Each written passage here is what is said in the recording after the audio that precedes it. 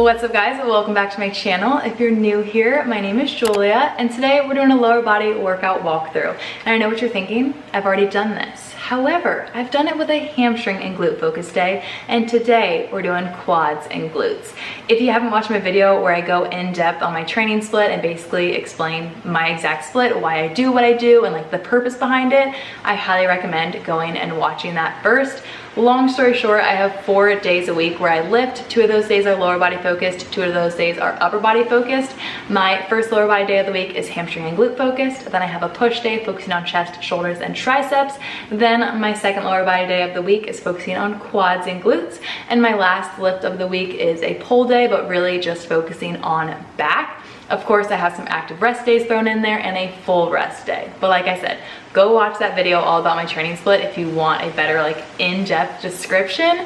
But today we're going in depth on the quads and glutes. And just like I mentioned in my hamstring and glute video, my quad and glute focused leg days also have that same hypertrophy focus. So not dealing with super heavy weight, I'm not going to my maxes or anything like that. It's very moderate weight, but high volume. So lots of reps and lots of sets, which is exactly what you guys will be seeing today. And I feel like it's important to note that my leg days have 2 full days between them where I don't lift lower body. So my first leg day of the week, my hamstring and glute day, is on Monday, and then my second leg day of the week is on Thursday. So I have 2 full days in between where my legs have time to repair, rebuild, and recover before I destroy them again on Thursday. So if you're someone who's trying to design the perfect split for you and you know you want 2 leg days in there, I highly recommend having 2, maybe even 3 days between, just so you can get the most out of those leg days and so your legs have time to recover. And as I go through this workout, you're gonna notice that my quad and glute focused leg days have a very similar setup to my hamstring and glute focused leg days, and that's because the focus on both of those days is hypertrophy. I start with a 5-minute incline walk, get into some mobility, then my compound lifts, and then I finish up with my accessory exercises. And the exercise choice would definitely be the biggest difference between those 2 days. Since my Mondays are focusing on hamstring and glutes, I'm obviously gonna choose exercises that do a better job at targeting the backs of my legs, my hamstrings, and my glutes. And then on my Thursday quad and glute days, I'm obviously gonna choose exercises that do a better job at targeting the fronts of my legs, my quads, as well as my glutes. I really want my glutes to grow, hence why I make sure to do glute focused exercises 2 days a week, and it really is working. It's paying off, it's getting the job done. So the biggest thing you'll notice is that change in exercise choice.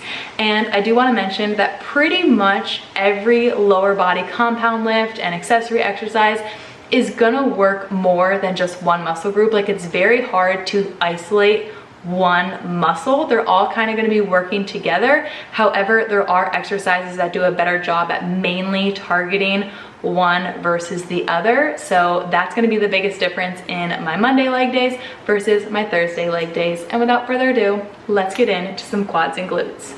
All right, starting off the way I start literally every single workout, which is with a 5-minute incline walk. It's just the perfect way to get my body warm.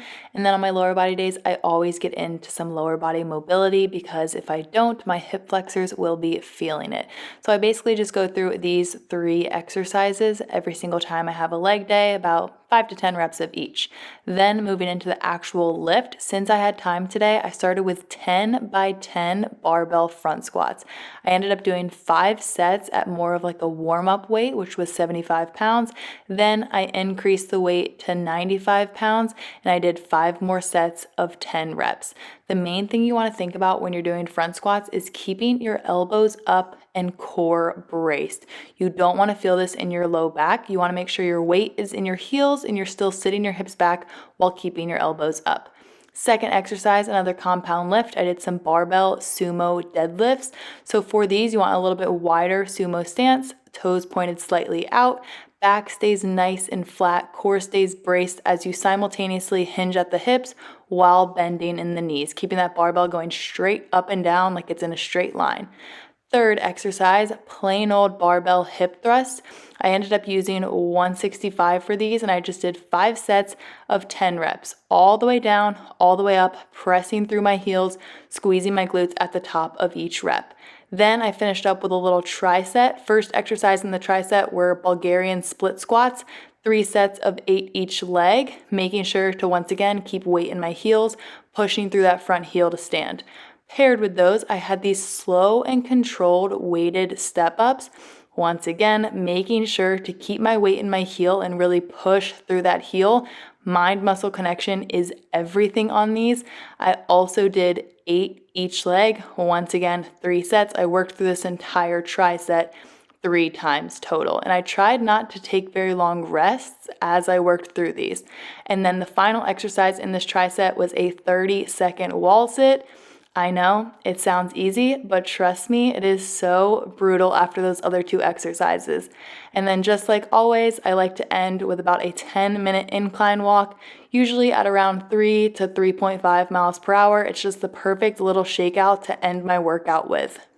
All right, workout complete. My legs, my quads and glutes are toast, okay? They are absolutely toast. Those compound lifts like really just kill them. And then that tricep was like the last straw. That was like my burnout. I tried not to rest very long between those last 3 exercises, the Bulgarian split squats to the slow controlled step ups to the wall sit hold.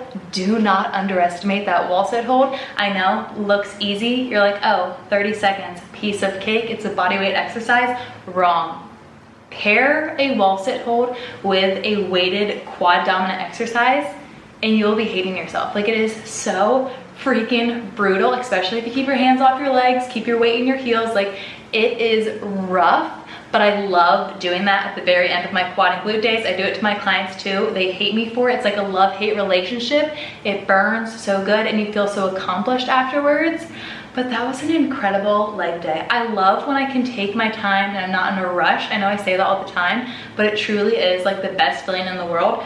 That entire workout took me about an hour 15 total, like with my warm up, my entire lift, and then my cool down walk, an hour 15 total. That's like the time I like to be around, an hour 15. Sometimes my leg days go to like an hour 30, but it's typically in that hour 15 to an hour 30 time range. My upper body days way shorter though. But I'm gonna stop chatting. Highly recommend you guys try that workout out. Obviously, you can adjust the weights and the reps and the sets to better suit you, your fitness level, and where you're at in your fitness journey. But let me know how it goes if you try it. Hopefully your legs will be in knots and burning like mine are right now. And I hope you guys enjoyed seeing the final day of my split. If you haven't watched the other ones, go back, watch my hamstring and glute one, watch my back one, watch my push one, and then you'll get a better understanding of my full split. But I hope you guys enjoyed it, and if you did like this video, don't forget to give it a like, make sure you're subscribed, and I will see you all next time.